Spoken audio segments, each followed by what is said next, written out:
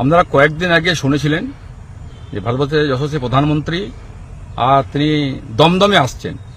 সেই দমদম ক্যান্সারে দুর্গাপুরে হয়েছে 18 তারিখে মোদীজি এই মাঠেই 19 সালে এসেছিলেন। আর আমাদের সৌভাগ্য দুর্গাবাসীর যে মোদীজিকে 6 বছর পরে আমরা আবার এই নেহরু স্টেডিয়ামে পেলাম। এটা দুর্গাপুর মানুষের কাছে গর্বের বিষয়। মানুষকে আহ্বান করব 18 তারিখে এই মাঠে নেহরু স্টেডিয়ামে প্রোগ্রাম হবে।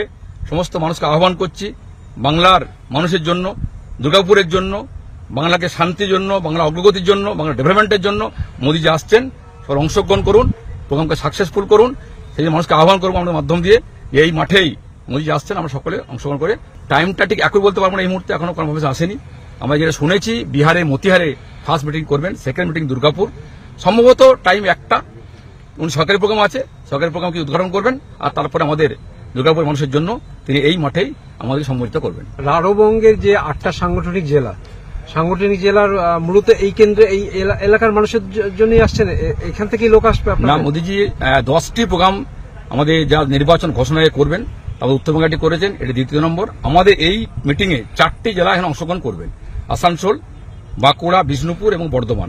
সাংগঠনিক জেলা আমাদের বাঁকুড়া, বিষ্ণুপুর একটাই জেলা, সাংগঠনিক 4 জেলা বর্ধমান, বাঁকুড়া, বিষ্ণুপুর, আসানসোল 4 জেলার বিজেপি কার্যকর্তারা এখানে অংশগ্রহণ করবেন।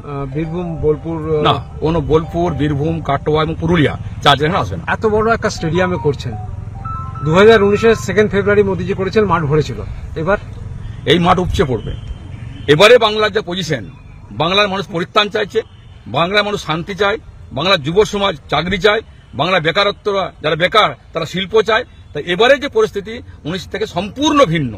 এবারে বাংলার মানুষ তৈরি হয়ে আছে, দিন কবে আসবে, সময় কবে আসবে, 26 মাস ওয়েট করছেন। এবার এই প্রোগ্রাম ঐতিহাসিক হবে, যেন সমুদ্র হবে, যেন প্লাবিত হবে, আর দুর্গাপুরের শিল্পের মানুষই এই মাঠকে ভরে দেবে। অবশ্যই হবে, কেন বাংলার যে বর্তমান অবস্থা, বাংলার সরকারের যেভাবে বাংলাতে নারী নির্যাতন, শুরু বোমের আওয়াজ,